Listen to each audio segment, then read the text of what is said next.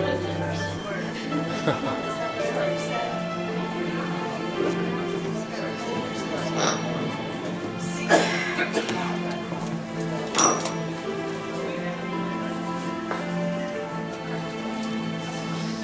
you're ready. Good morning. My name is Helen Lum. I'm an assistant professor at the University of Texas in the Department of Medicine, Division of Geriatrics. And I'm going to talk to you a little bit about epidemiology of diabetes in the elderly this morning. And just a little bit of housekeeping. I think I need to say this. I have no financial disclosures or conflicts of interest. Okay, so what is epidemiology? According to the Stedman Medical Dictionary, it says it's the study of the distribution and determinants of health-related states or events in specific populations and the application of this study to the control of health problems. And so by distribution, what they mean is time, place, characteristics of persons affected by a disease. And so this could be things like gender, age, ethnicity, and so forth. By determinants, it can include things like physical, biological, social, cultural, and behavioral factors. So what is all of that? And why is it important? And so, you know, what I just read off to you seems like a bunch of just gobbledygook. And so, well, you know, epidemiology is important. Can't hear anything. Can you hear now? Okay. So what epidemiology does is it uses evidence-based medicine to identify risk factors for disease, and this in turn allows us to set our sights on targets for preventive medicine. And so at the end of the day, what we're hoping to do is improve health by avoiding and decreasing illness. And so, you know, that's kind of why we all got into healthcare. You know, that's why we're providers. And so, you know, this is important.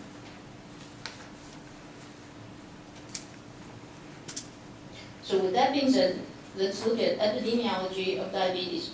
And so if we have a 30-year-old diabetic, are we going to treat them the same as a 60-year-old diabetic or a 90-year-old diabetic? So in other words, you know, should all of them be treated the same way, looked at the same way, and what factors should we be considering? Okay, so the learning objectives today, in the next 30 minutes or so, what I hope to do is review the ADA criteria for diabetes, and then we'll look at the data for incidence and prevalence of diabetes, and then we'll talk a little bit about the complications of diabetes. And at the end of the session, what I'm hoping to do is give you enough information so that you can kind of form your own opinions on who to treat and how aggressive to treat these people. Okay, so here, let's go over the diagnostic criteria for diabetes. So in this table, it summarizes the currently accepted criteria, and these were established by an expert panel arranged by the American Diabetes Association, and this was published in 1997, and then with a follow-up report done in 2003. And so their definition is looking at a random glucose level that's going to be equal or greater than 200, or a fasting glucose level equal to or greater than 126, or a glucose level of greater or equal to 200 at 2 hours during a standard oral glucose tolerance test. And so for those of you who are not familiar with an oral glucose tolerance test, what that is a person swallows about 75 grams of glucose in 100 mils of water. And so what you do after that is you monitor the blood glucose about every 15 minutes for about 2 hours. And the idea is that after guzzling this very sugary drink, your body is given kind of a bolus of glucose, and you're watching how that person handles glucose. And what you're hoping to see is that there's an increase and then kind of a slow decrease. Okay? And so for impaired glucose tolerance, you're seeing a glucose level greater or equal to 140, but less than the 200. Okay? And this is at 2 hours during the standard oral glucose tolerance test. For impaired fasting glucose, we're looking for glucose levels of greater than or equal to 100, but less than the 126. So these are kind of not exactly diabetes, but impaired, kind of getting close to the diabetic state. And so because glucose levels seem to vary during the course of the day, and also even in the fasted state, the definition of these single cut points and those kinds of things, it's to separate from what's normal and what's abnormal, it seems somewhat arbitrary. Well, this is where epidemiology comes into play. The diagnostic criteria for the diabetes, according to the ADA, it's based on values that predict things like poor outcomes in population studies. And so let me show you a couple of population studies. Okay, here's one that was done in Japan. And what these guys did, they looked at the risk for future diabetes in individuals with, they termed these people high normal, so they term these people high normal hyperglycemics. And so these are fasting blood glucose levels of 100 to 109. So if you remember back at the other slide with the ADA criteria, impaired fasting glucose was greater than 100 but less than 126. So these guys here are at the lower range of impaired fasting glucose. This over here is the higher range of that impaired fasting glucose. So what they did was they divided that impaired fasting glucose into two subsets. Okay, and so these investigators retrospectively watched a group of people, all age 40. These were men that were working, and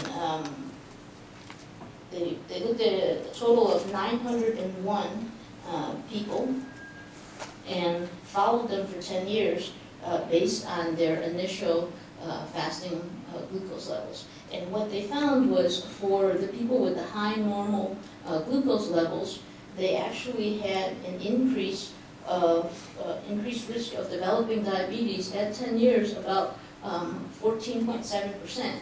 And then here, for the folks that actually have the higher end of the impaired fasting glucose by ADA criteria, they have about a 50% increased risk of developing diabetes in 10 years. And so, by this epidemiology study, it's showing that these high fasting plasma glucose actually, does have a detrimental thing, so you do want to treat those things.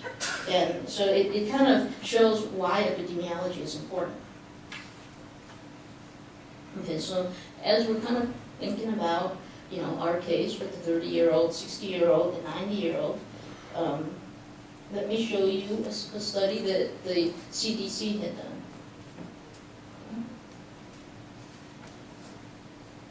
So this is the number of people, number and percent of the U.S. population with a diagnosis of diabetes between 1958 and 2010. And so these data came from a continuous health survey. So they sent out these surveys and asked people, and these are civilians, they're non-institutionalized. And so these are just normal, everyday folks in the U.S., and they asked them if they were diagnosed with diabetes. And so what you're seeing is, if you look at this little red line, back in 1958, about 2 to 3 million people reported that they were told they had diabetes. Well, if you look at this across time, it's increasing. And so the 2 to 3 million, by the time you get to the year 2000, it's actually closer to like 12 million. So from 2 to 3 to 12, that's a lot of people. And then when you go to 2010, that's way over like 21, 22,000. So from 2 to 3 million to about 21, 22 million. That's, that's a lot. Okay, so now let's look at this in terms of age groups. If we, this is the general population. So if we break this down into age groups, so let me orient this a little. So in the dark blue bars, in the dark blue bars, you see people that are previously diagnosed with diabetes. So,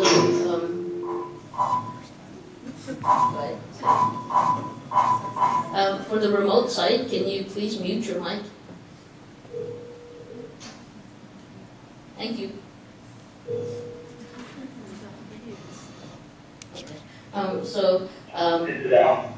Hi, Al. This is Dr. Dura. I'm calling from the Balcony Sites VA Clinic. Hello? Yes, hello? Al? Who's Al? Can you hear me? Hello, can you hear me? Sorry, please mute your mic and call the number that Tressa Carr gave you. Can you hear me better now? You want to talk to Al, the technician? You're into the whole I need to entire turn on the conference. speakerphone. Okay, mute your speakerphone, please, so the speaker can proceed on site. Okay. Because I'm viewing the Summer Institute of Aging Conference, I'm not able to hear anything. The audio is not coming on.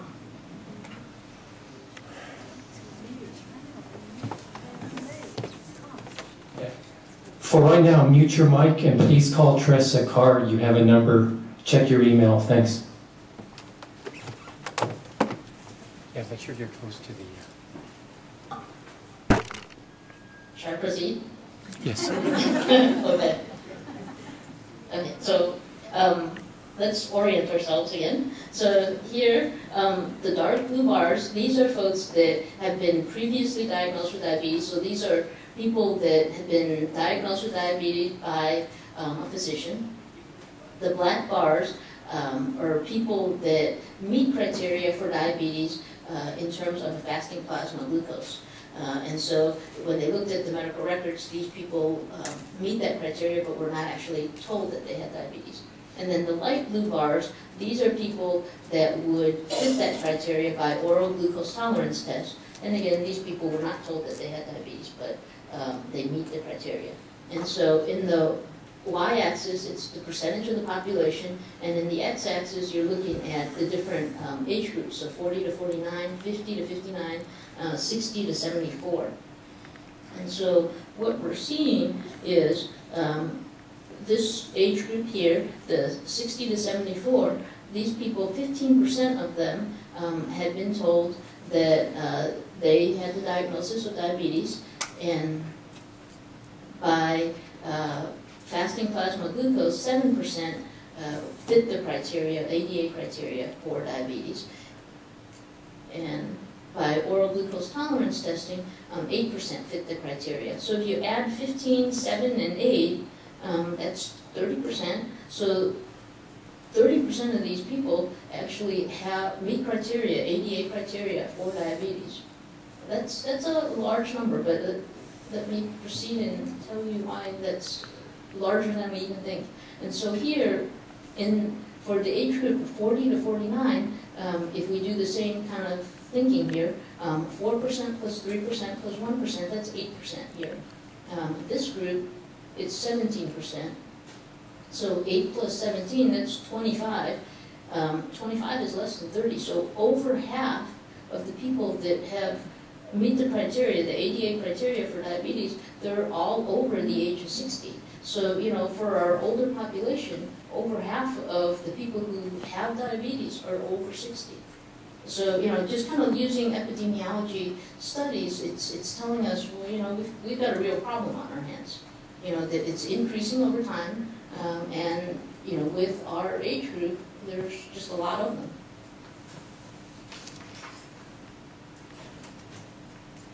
So here, we've identified the criteria for diabetes and gotten a little bit more comfortable with the different cut points. And we saw some reasons. It's based on values that predict poor outcomes in the population studies. We've looked at some population studies and have shown that diabetes is dramatically increasing from, in 1958, we got, 2 to 3 million people to, in 2010, 20, 21, 22 million people. So this is growing. And then as we look at specifically in terms of age, over 50% of the people in the U.S. with diabetes are over 60 years old. So because I'm kind of hammering on this point. So yet another layer of complexity. So diabetes is prevalent, varying by ethnic group. And so the lowest rates are in non-Hispanic whites, with higher rates in non-Hispanic blacks, and the highest rates in Mexican Americans. And so this is something that's important, particularly here in San Antonio. And so these ethnic group differences also seem to be consistent over the age range. Okay, so according to a 2010 National Health Interview Survey, Mexican Americans are almost twice as likely as non-Hispanic whites to be diagnosed with diabetes. And so, 13 and 7. So that's almost 2 times as much. And they also have higher rates of end-stage renal disease. They also have 50% more likelihood to die from diabetes than non-Hispanic whites. And so, this is something that's important and we need to take care of. So at this point, what I tried to do was, get some kind of nice, encouraging slide. And so I got on Google and I typed in the search term "war on diabetes." So I was hoping to find this, nice picture of like Rambo or something, Instead, actually, I found more than that. So there's a website. It's called www.warondiabetes.org. And so it was actually started by this gentleman who developed diabetes 3 years ago. And I think it was somewhat cathartic for him. He was anxious about, well, what do I do with this diabetes? How do I take care of this? And so he decided he was going to build a website and kind of get kind of a grassroots movement and just kind of get other people involved. And what he's got on the site, it's things like a food diary, people talking about exercise, people talking about diet. He's also got links to the American Diabetes Association. He has a volunteer pharmacist that will interact with people. So it's, by no means it's not like, oh, this is a physician-run site with lots of highly cited NIH studies or anything, but it's a way for patients to interact with each other and kind of feel like they have someone to speak to, because in terms of diabetes, it's something that you have to deal with day in and day out, and so it's a good site to refer your patients to. Okay, so with that being said, so it seems like people should just go out and treat everybody. Like the cardiologist will say, well, beta blockers should be in the water. Well, do we want to think about insulin should be in the water? It's worrisome, but something to think about.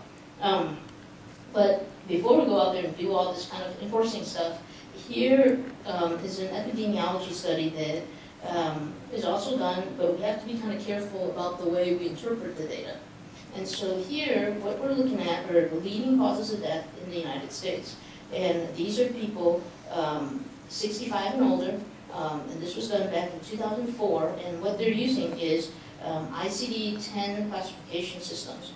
And so basically, when people list, on a death certificate, what happens, there's a primary diagnosis of the cause of death. And so the first 5, so the first 5, it's heart disease, cancers, cerebrovascular disease, respiratory stuff, and dementia. And so these kind of add up. Sorry. How do I make this interact? It's supposed to come up.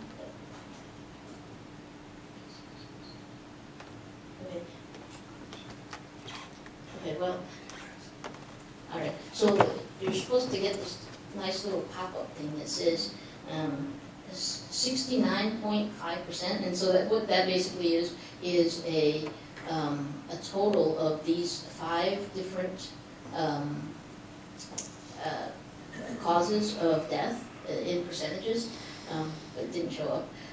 So the idea being Here, I'm telling you diabetes is important, it's prevalent and all of this stuff, yet it comes up as number 6 with kind of a 3.1%. Some people would say, well, that's kind of puny. Why are you telling me it's all this important stuff?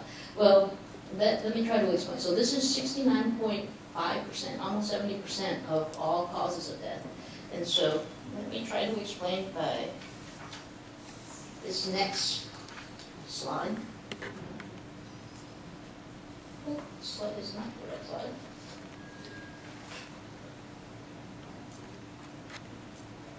So these slides, I'm missing a couple of slides here.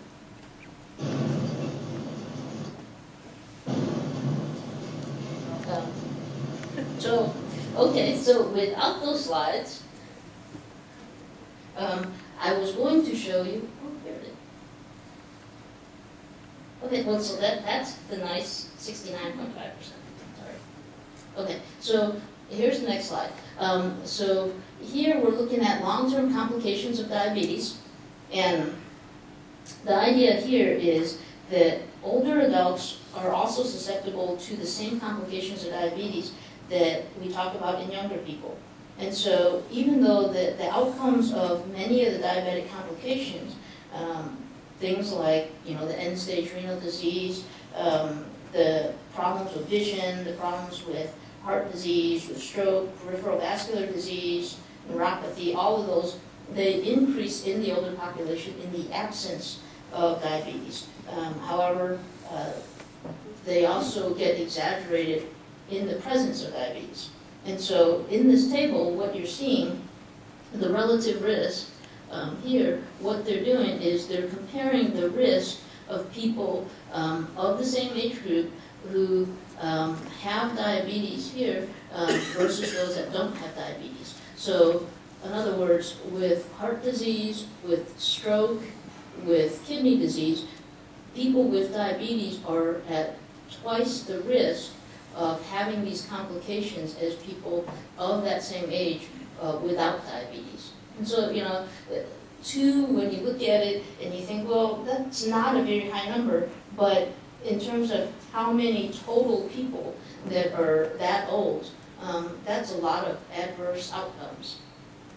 And so, with things like blindness, there's a 40% increase of visual loss in people who are diabetic.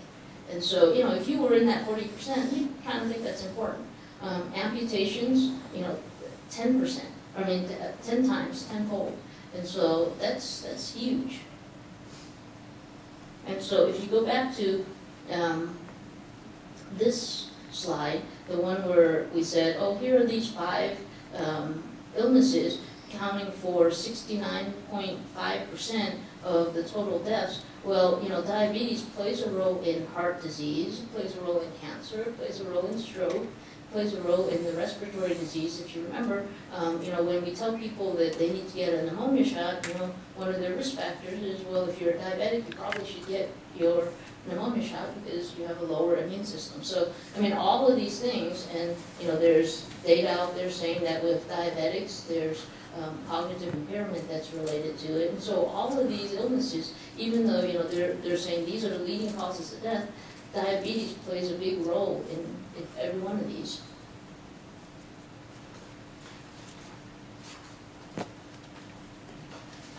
Okay. So here is another way to look at this.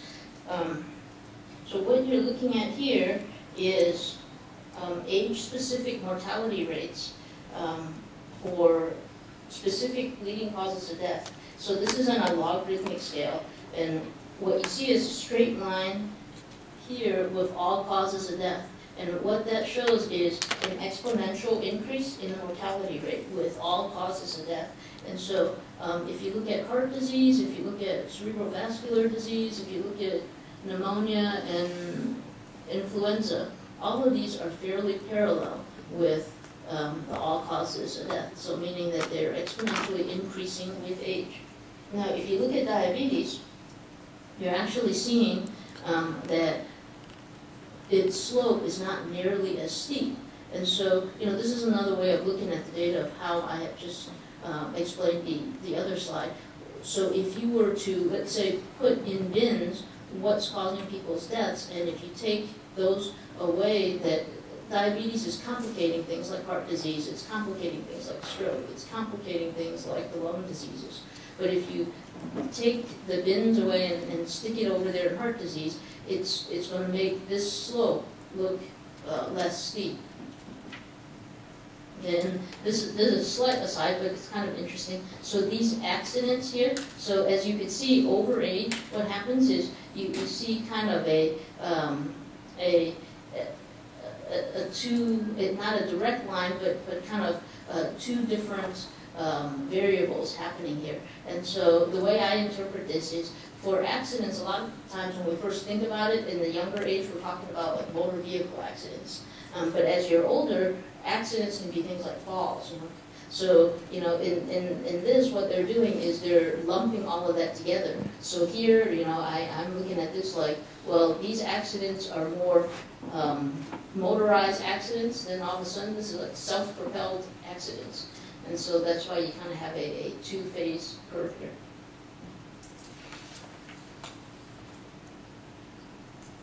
Okay, so here's another study, and what they're looking at is a medical care survey on reasons for why people visit ambulatory services, places like, you know, hospital, outpatient departments, emergency departments, and things like that. And so the three most common ones are high blood pressure, diabetes, and, you know, joint problems. And so these are for people 65 to 74 and 75 and older. And so what you're seeing here is a chance for us to interact with the patients. We can kind of be able to engage with them. And I think part of the reason that these have come up as important is because if you think about it, the people are starting to have these home blood pressure cuffs. You know, that they're putting on these little blood pressure cuffs on their arm, on their wrist, on their finger. I don't know how many of you have patients that take their blood pressure about 10 times a day, and they call you and say, hey, you know, I've got a reading of, you know, systolic reading of 160, and then I took it 10 minutes later, and it's 110. What do I do?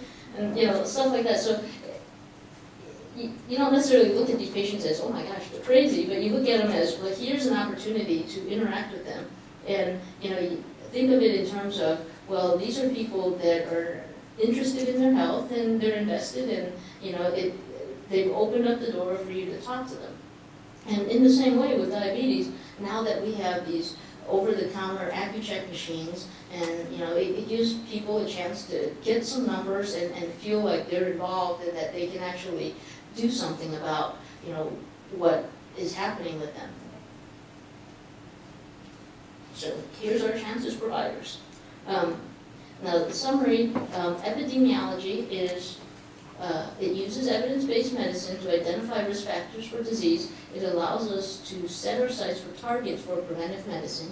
I've gone over a few studies, first to kind of tell you about the ADA criteria and show that it's based on values that predicts poor outcomes in population studies. It's not just something that someone sat down and said, hey, let's pick this number. And so there's a good reason for those numbers. We looked at some population studies suggesting that diabetes is increasing, and then also we looked at it in terms of age, and kind of looked at how for people over the age of 60, they pretty much take up over 50% of the people that are diagnosed with diabetes. And we then talked a little bit about the older diabetic, that they are also susceptible to the usual complications of diabetes that we see in the younger people. And so I'm going to spend a little bit of time on some clinical scenarios. And so these are real people, people that I treat in clinic.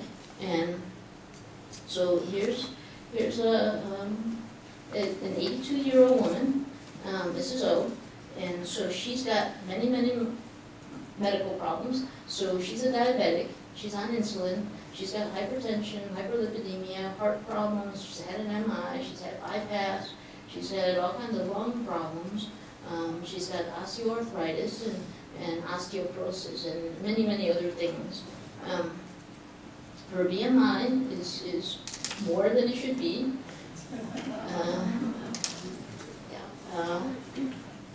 She's on chronic steroids for COPD, so that makes her diabetes really difficult to control. And so, my question to you is, have any ideas about what her hemoglobin A1C is? And a raise of hands, anybody think it's about 5.5? About 6? 6.5? Any takers for 6.5? 7? 7.5? 8? 8.5? Oh, you guys. Okay, 1 for 8.5. Okay. 9? Okay, 9. Okay. 9.5? Okay, 9.5. 10? Well, you guys are a rough crowd. All right, 10. 10.5? 11? Oh my goodness, where are you guys going with this? 20?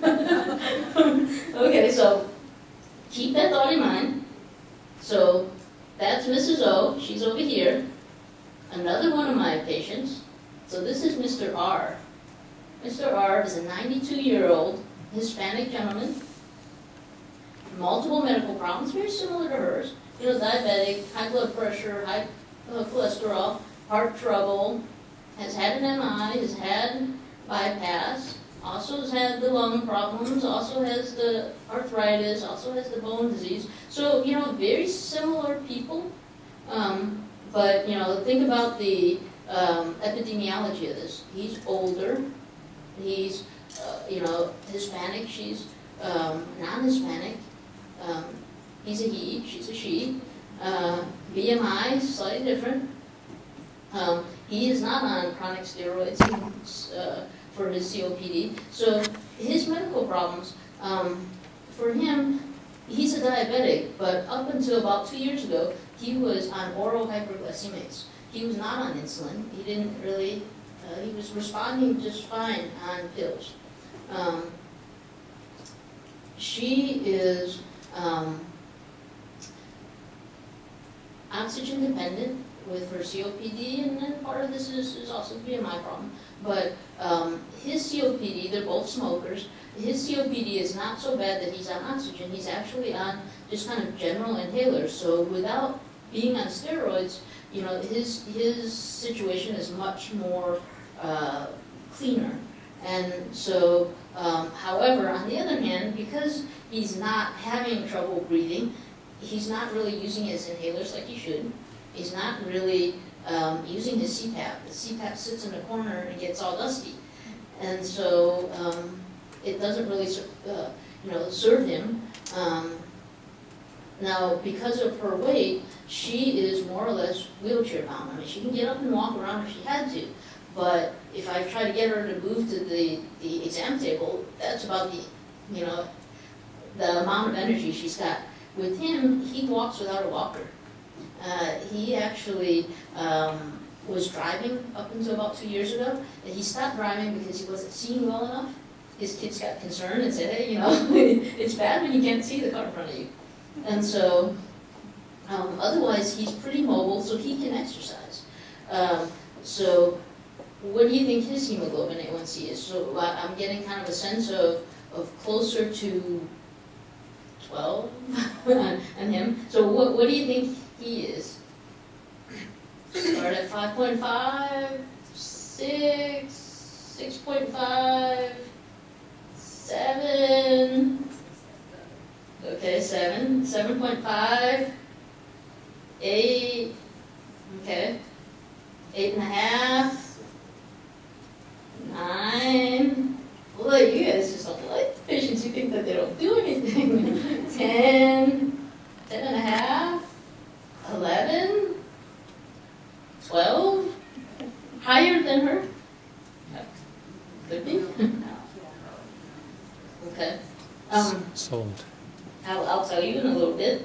So here, let me give you a little more background on him. So he actually has 7 children, and so he lives independently in a house, and his children, because they have 7, they all pick a day of the week, they come over and visit him. Once he stopped driving, they bring him his groceries and say hello and check on him and his medicines and everything. And so he's got a couple of daughters. His daughters are a little bit more careful about his blood glucose, and they check his, what he's eating and things like that. They remind him, hey, take your medicine. His sons are a little bit easily persuaded, let's say. So he'll say things like, oh, let's go get a haircut. And so they take him to get his haircut, and once he's out, he's like, hey, let's get some ice cream. The kids are like, oh, sure, okay. And so he comes back, and after having his ice cream, his blood sugars are much higher than they should be. So his blood sugars go up and down, up and down. And so, let me show you this. So here, there's a Mrs. R. Mrs. R lives with Mr. R. So that's his spouse. So she's 91 years old, very similar age, right? She's Hispanic, very similar, right? She's a she, he's a he. Past medical history, diabetic, hypertension, hyperlipidemia, heart disease. Unfortunately with her heart disease, she's not a smoker, so she doesn't have the lung stuff. But with her heart disease, she's had an MI and heart failure where her ejection fraction is low enough so that she's got a pacemaker in, a defibrillator, and even though she doesn't have lung stuff, she's more or less sedentary. I mean, when she gets up, she gets short of breath and she has trouble getting around and she runs out of energy. And so she doesn't nearly walk as much as he does. And, she's got a little bit of arthritis, but it's mostly her heart stuff. So these are folks, she has the same 7 children, the same people that you could persuade or not persuade. She shares the same kitchen with him. Shares the same refrigerator, right? So we kind of have some thoughts in mind. BMI, very similar, and so, what do you think her hemoglobin A1C is? So there are 3 folks. Okay, so, they're the 82-year-old with a BMI that's 51. Here's a gentleman, 92 years old, with, a sweet tooth, a 91-year-old. And she's got lots of medical problems moving around. Who has the highest BMI? Highest hemoglobin A1C? Her? Oh, the first one? The first. I've got 2 men out of those 2. Oh, okay, sorry. I should have put all 3 of them in there, but ran out of space. So you're saying that the woman, the 51 BMI woman, okay. The second? Him, the guy? Is it all the women in the audience saying the guy? Sorry, I want to get myself in trouble. Okay. So it actually turns out that the woman who, Mrs. O, she's actually very careful. So whenever she comes into clinic, she has her glucose log, she has her medications, she's on top of when she gets her refills and all of this stuff. Unfortunately, she does have that chronic steroid problem, and she gets hospitalized every 3-4 months or so, and that causes problems with her glucose control. But her hemoglobin A1C is actually about 7.5. And so when she's actually out of the hospital, kind of on the low dose of steroids, she's actually can get down to 7, and so she's very good. She uses a sliding scale. She's able to handle this, and it's really kind of unfortunate about this because so she's actually had gastric bypass, lost a bunch of weight, and then unfortunately with the chronic steroids, she had to get she had to be hospitalized and gain a bunch of weight back, and it's just been one of those things where it's you take 1 step forward and 2 back, and so difficult for her. Still a work in progress. So for him, so his hemoglobin A1C at times have gone up to 12. At other times, it's gone down as much as 7, but he's just a very difficult person. He'll smile and say, oh, no more cakes, no more cookies. And then you're going, okay, how long is this going to last? And, you know, it doesn't last very long. And so with her, she's also very careful. So they live in the same house, you know. And I'm thinking, okay, wait, when she's taking his or she's taking hers, why can't he just copy what she's doing? You know, but her hemoglobin A1C is about 6.2, you know. And so she's very, very careful. She looks at him and says, well, you know, those things I'm not going to eat those. And, you know, when he gets his kids to come over, he's like, oh, buy this for Mom. She doesn't eat that stuff. It's him who's eating it. And so he's like hiding these things in his drawers and stuff. And so, a funny couple. So here, what I'm gonna stop here, and I'm going to show you a clip.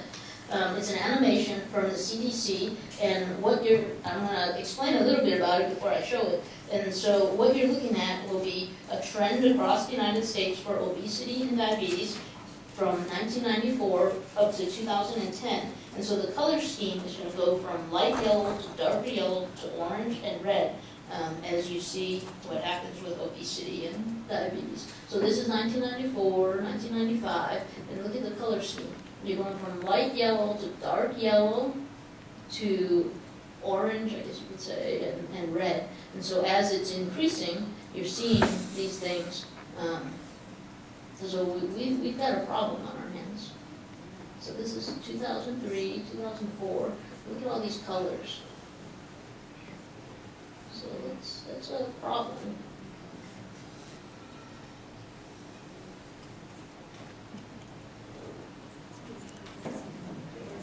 So here's a little summary. So here's obesity. You're getting light yellow, darker, red, orange, bad stuff. And here's diabetes, kind of similar trend.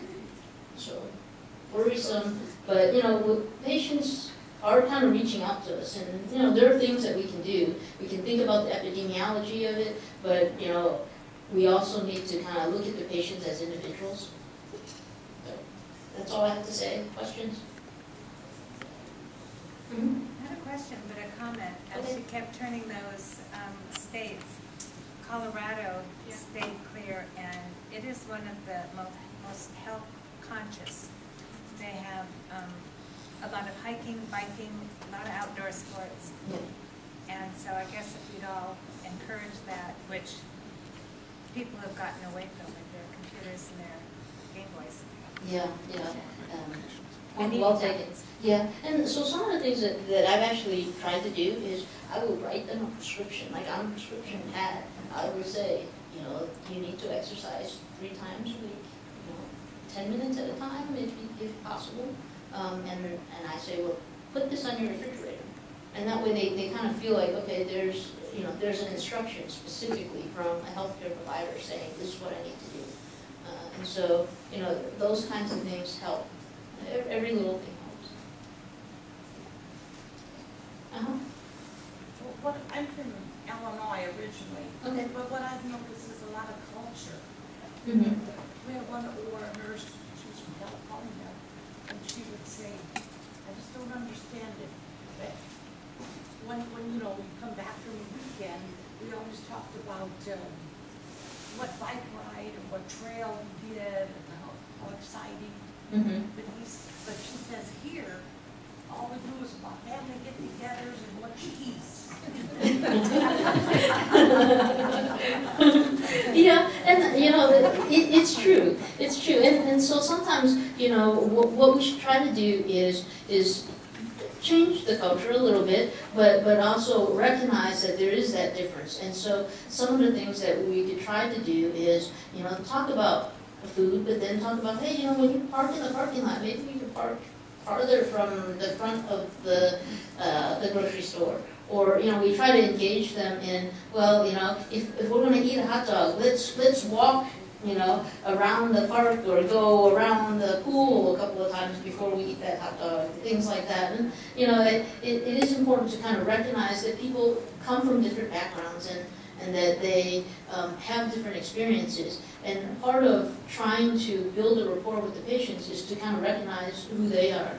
And so, yeah, it is important to notice the difference in culture, but also try to, you know, think about it in terms of, okay, well, you know, big picture, we want everybody to be healthier. How do we engage them and make them feel part of the process?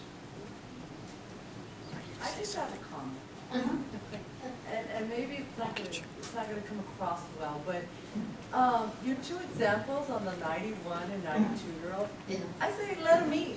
They're up there in age, they're not too overweight, let them have what they have. My mom's 91, and she has several problems, and when she eats, she's very picky, and she says, I'm tired of fish and chicken.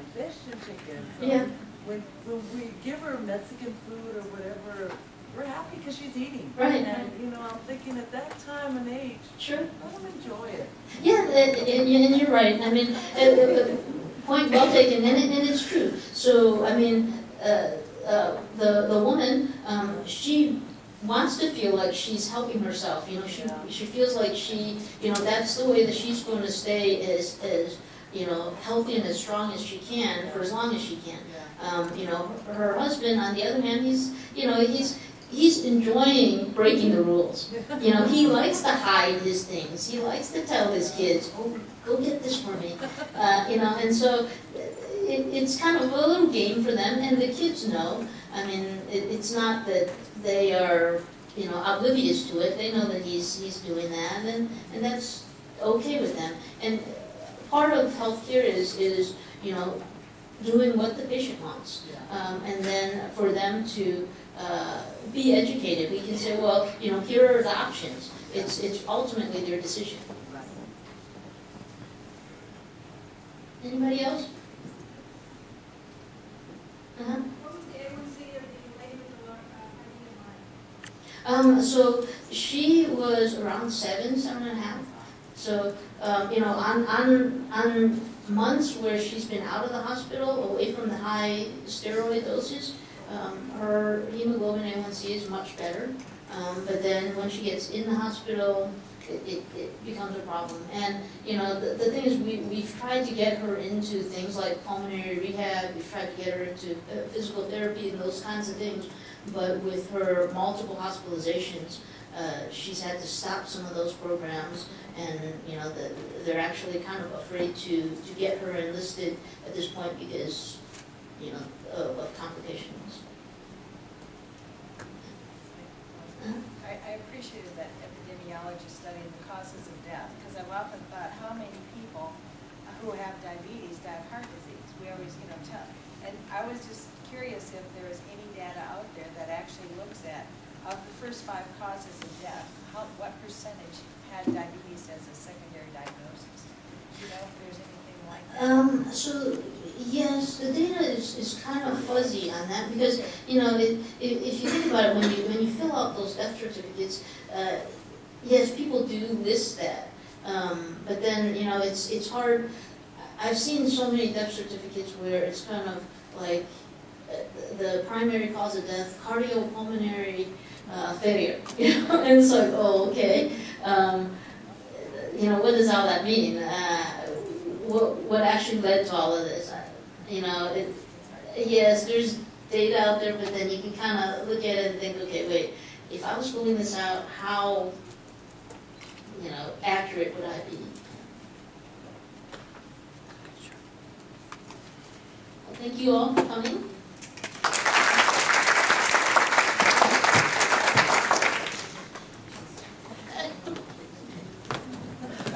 He told me that there's actually a speaker talking about falls. So. Okay, before we get started with our next speaker, we're going to take like a mini break, 2 to 3 minutes, so we can get set up with the next speaker. So this is a prime time to use the restroom or walk around, get yourself a drink in the back, and then we'll resume as soon as we set up the next speaker in about 2 to 3 minutes.